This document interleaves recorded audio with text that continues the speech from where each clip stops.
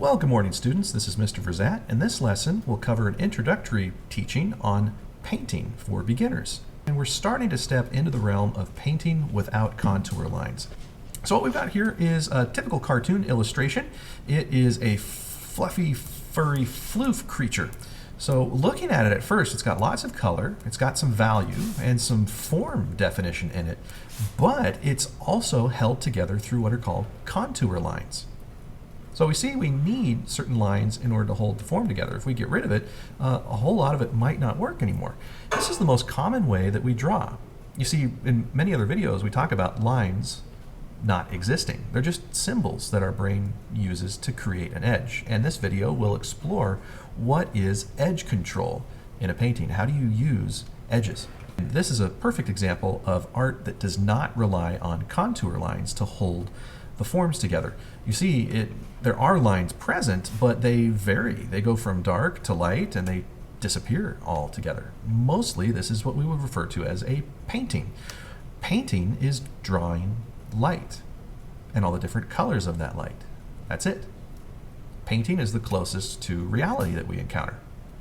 Because lines don't exist, work that includes the use of lines doesn't really look that real. And so breaking things down in general, remember that the brain needs to see at least 3 values in order to understand that a thing is 3-dimensional. So we're drawing using only value, not the lines themselves that represent these edges. An edge is a plane that the brain recognizes as separate from the whole. So a form, which would be this cube, is made up of 3 planes. Each plane is separated by an edge. By being able to see that edge, our brain is able to say, oh, these 3 things go together, and it creates a cube. Now there are different types of edges. These are called hard edges, where there's an abrupt change in value. And over here we have soft edges, where there's a general change in value. Now there are other edges than this in art, but we're just going to stick with these 2 for now. What we're doing when we're painting light is, again, indicating surface changes. Value change equals form change. Darks typically push away because they're low and they don't receive the light, and lights pull out because they're high and they catch the light. Looking at different ancient sculptures is a great way to study how value change equals form change. Let's look specifically at hard and soft edges. Here on the eye, we have hard edges that define the edge of a brand new sphere, where it starts, and then inside of it, we have soft edges showing the general curvature of it. If we look at the socket on the outside, you can see that whenever there's a gradual transition in value, you have a very gentle slope in the surface. Anywhere where there's a very abrupt change or shift in value shows that the surface just juts up or thrusts out. Hard edges define a plane. Soft edges oftentimes give value. The hard edges help define where a new petal starts, and the soft edges, because it's a rounded form, indicate all the different surface changes that are happening within it, all the volume and the surface topography. Areas where it gets lighter shows a positive turn. Areas where it gets darker shows where it turns under and goes negative, turning away from the light source.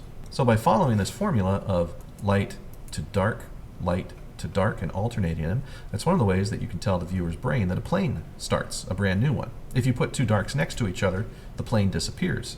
But if you put a light next to a dark, then it helps define the edge. For example, this edge of this petal. By putting a darker shadow cast on the petal behind it, that helps us define the edge of this petal. So if I were painting, I would use a light value to show the edge of the petal, and then a dark value behind it to really refine it. So in terms of what brush do you use, it really doesn't matter. In general, you want to maybe focus on soft-edged brushes for soft-edged forms and hard-edged brushes for hard-edged forms. But if you're a beginner, I'd recommend using a hard-edged brush for everything. It teaches you to blend and work values together.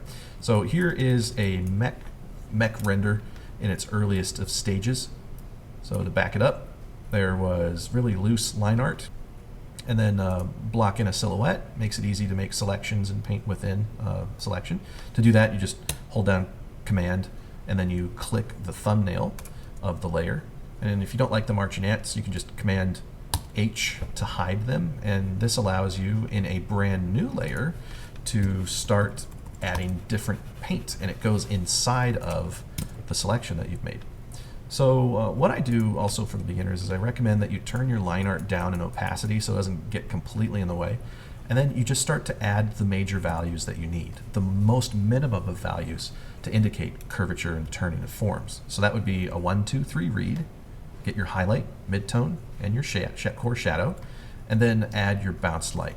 So with those 4, you're golden. When you turn that line art off, it's going to look ghastly and terrifying. That's okay. If I were to switch off the line art here, it would look very blotchy, just like the spaceship. And then with the line art switched off, we zoom in and we start to clean our values. We clean our edges. So if we look around here on the edge of the lion, I'm using bounced light to make the sketchy, loose paint a lot crisper. If you look at the cloak back here in the back, it hasn't been touched yet or cleaned. So cleaning is basically what amounts to about 80% of the painting process. Your earliest gains, the most rapid amount of progress is going to take place in the first 20% of the time. So almost like 80% of the painting is done in the first 20%. That remaining 80% of the time is spent taking those values and cleaning them and pushing them around and making them look crisp.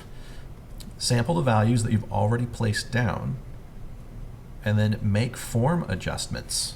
So if I want a little divot to happen in here and then come back out, I'm drawing using the shadow side.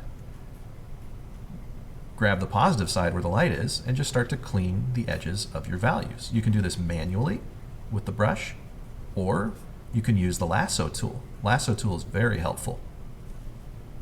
So we could use the polygonal lasso tool and draw the overall shape that we want it to be in. And then out over here, just doesn't really matter with the selection as much. And then grab the value outside of the form, carve away. And if you want to clean the interior values, like see this big ugly gap right here, select the inverse, that's Command-Shift-I, and then select the value of the positive form that you want. And we just cleaned the values up. If you got any leftovers, adjust those as well. A small brush really helps. Let's go over here and add some definition.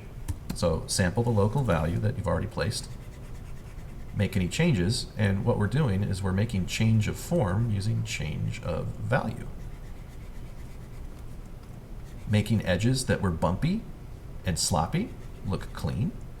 We're adding new definitions that we maybe want to include that weren't originally there. So I'm going to make this appear raised up by adding a shadow on the right side. And let's make the top look lighter because it's facing the light. So by playing with these values, we clean them. So those are hard edges. And because this thing will curve and start to fade into the midtone, I need to make a soft edged transition. So I'm going to, using my hard edge brush, turn my opacity down and start to build up layers and have a general soft edge change there. Okay, so in a before and after, this would be before, after, before, after. If we look at our values, we've added a range of darks and lights. We've even chiseled and defined some forms.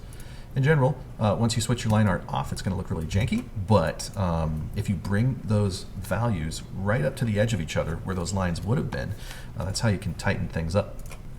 So one additional workflow technique is to use what's called a photo noise palette. And what that means is you select photos that have textures, values, and colors that you really want. Ultimately, what you select doesn't matter. For example, with this hero type knight, I selected photos that are a combination of ornate rugs, curtains, the Baroque architecture walls on the inside of an old mansion, and the walls on the inside of a cathedral. None of those are things that will go on here. The colors and the values are what I'm looking at. For example, he's going to have gold-plated armor. And by color sampling and sampling the darks and lights and different colors within those photo noise images, then we start to paint. And this would be a very early stage block-in of a lot of the colors sampled from within that.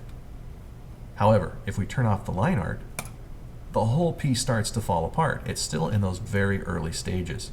Let's look, for example, at the shoulder.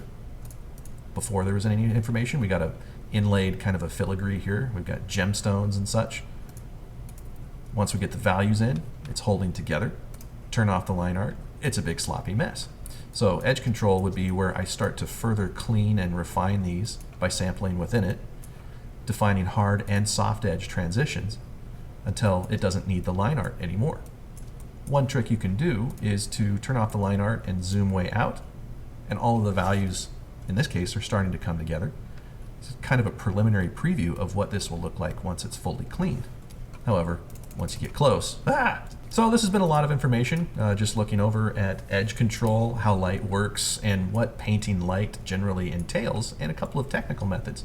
Hope you guys found this helpful. I look forward to seeing you in class. Bye-bye.